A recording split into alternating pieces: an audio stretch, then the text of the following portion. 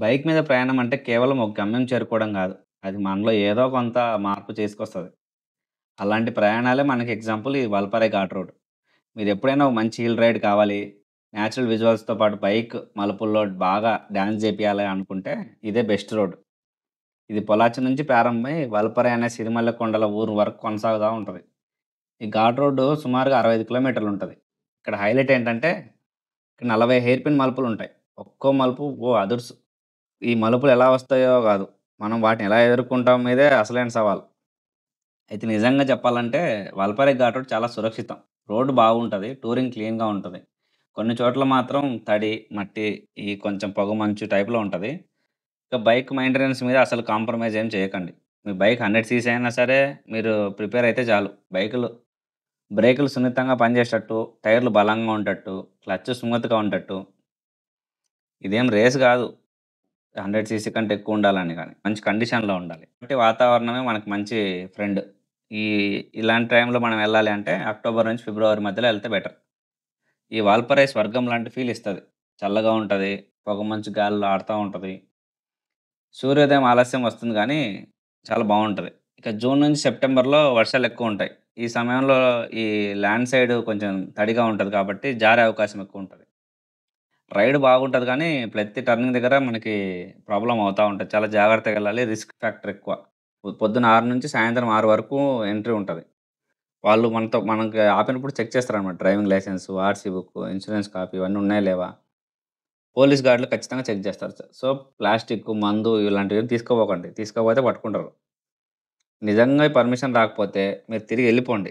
మళ్ళా వాళ్ళు చెక్ చేశారంటే మళ్ళీ ప్రాబ్లమ్ అవుతది. ఈ వాల్పారా రోడ్ లొకేషన్‌లో పెట్రోల్ మాత్రం ఒకదానికొకటి చాలా దూరంగా ఉంటది. అందుకే నమ్మకంగా మీరు ఫ్యూయల్ ఫుల్‌గా చేయించుకుంటే బెటర్. ఈ పొల్లాచి నుంచి వాల్పారా టౌన్‌లో మొత్తం మధ్యలో ఒక్కటి కూడా ఉండదు. కాబట్టి మీరు స్పేర్ మెయింటైన్ చేస్తే బెటర్. మీ మైలేజ్ ఎంతొస్తది? దాని ఫ్యూయల్ ఎంతుంది? క్లచ్‌లు, బ్రేకులు అన్నీ సరిగ్గా ఉన్నాయా లేవా? ఇవన్నీ చెక్ చేసుకోండి. ఇక తర్వాత సిగ్నల్ ఏం పెద్దగా ఏం రాదు. జియో బీఎస్ఎన్ఎల్ మాత్రమే వస్తది. ఈ ఆఫ్‌లైన్ మ్యాప్ ముందే డౌన్‌లోడ్ చేసి పెట్టుకుంటే మీరు డౌన్‌లోడ్ చేసుకోవచ్చు. అది దాన్ని చేసి పెట్టుకుంటే మీకు బెటర్. వాల్పరై అని ఎందుకొచ్చిందంటే, ఈ వాల్పరై అనేది తమిళ్ వర్డ్స్. ఈ వాల్పరై అనేది 2 వర్డ్స్. వాల్ అంటే పల్లం. పరై అంటే రాయి. వాల్పరై అంటే రాకీ వ్యాలీ అని చెప్పొచ్చు. సో, ఈ వాల్పరై అసలు ఒక చెట్టు మిగిలిన అడవి ప్రాంతం. ఇది బ్రిటిష్ కాలంలో ఈ కార్వర్ మార్ష్ అనే ఒక ప్లాంటర్ ఇక్కడ టీ ప్లాంటేషన్ ప్రారంభించాడు. అప్పటినుంచి ఈ ప్రదేశం చక్కగా అభివృద్ధి చెంది ఇప్పుడు ఎకో టూరిజం, బైకర్ డెస్టినేషన్‌గా మారింది. సో, ఎవరైతే బ్రిటిష్ పర్సన్ ఉన్నాడో ఈ కార్వర్ మార్ష్‌కి దండం పెట్టాలి. ఈ వాల్పరే ఘాట్ రోడ్ గురించి పొయిటిక్ వేలో మనం ఇప్పుడు చూద్దాం. మన జీవితం ఒక స్ట్రెయిట్ రోడ్ కాదు. ఒక్కోసారి మలుపులు తిప్పే దారులే మనల్ని మనలోకి తీసుకెళ్తాయి. అలాంటి ఓ రోడ్ మన వాల్పరే ఘాట్ రోడ్. పొల్లాచి నుంచి వల్పరే వరకు అన్నామలై అడవుల గుండె దాటి 40 మలుపులు తిరిగే మౌనాన్ని నేర్పించే ఘాట్ రోడ్. అదే మన వాల్పరే ఘాట్ రోడ్. ఈ దారిలో వేగం అంత ముఖ్యమేమి కాదు. ప్రతి మలుపు దగ్గర ఆగి మనలో ఏదో ఒక భావన బలంగా అంటుకొని మనకు చెప్తా ఉంటది. ఎక్కువగా మాట్లాడని మనుషులకే ఈ రోడ్ ఎక్కువగా అర్థమవుతది. పొడవైన చెట్ల మధ్య సాగే ఈ రహదారి గాలి నెమ్మదిగా చెవిలో ఏదో చెప్తూ ఉంటది. ఇక్కడ వేగం కాదు. వెళ్తున్న దారి గుర్తుంచుకో. ఈ హెయిర్ పిన్ 9 లోమ్స్ వ్యూ పాయింట్ దగ్గర ఆగినప్పుడు ఒక్కసారి నిమిషం మన గుండెల్లో ఆగుతుంది. ముందు రోడ్ ఎలాగో చూపిస్తూనే మన గతాన్ని మలుపులో ఉంచి వెళ్ళిపోతుంది. మంకీ ఫాల్స్ దగ్గర నీటి చిమ్ము తన కళ్ళల్లో పడింది. ఆ చిన్న తడి తన పాత వర్షాలని గుర్తు చేస్తుంది.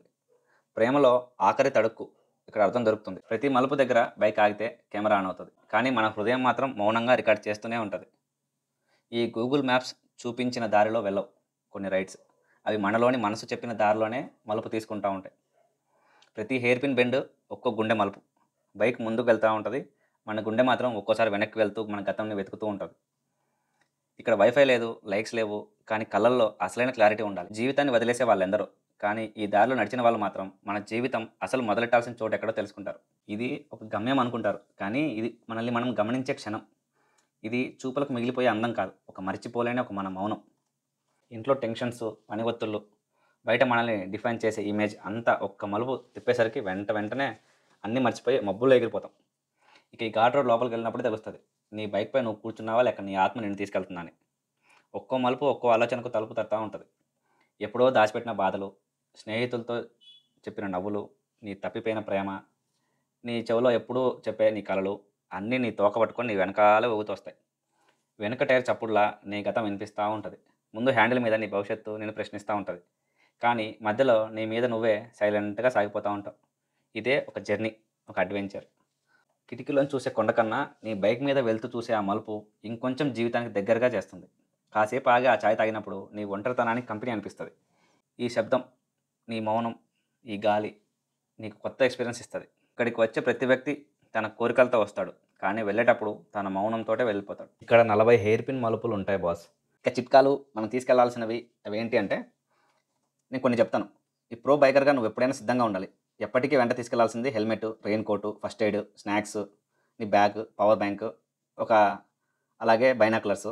ఈ ఏదన్నా రికార్డ్ చేయడానికి, మ్యూజిక్ రికార్డ్ చేయడానికి మ్యూజిక్ రికార్డరు లేదా కెమెరా. ఇక పాటలు వినడానికి ఏదైనా సౌండ్ బాక్స్.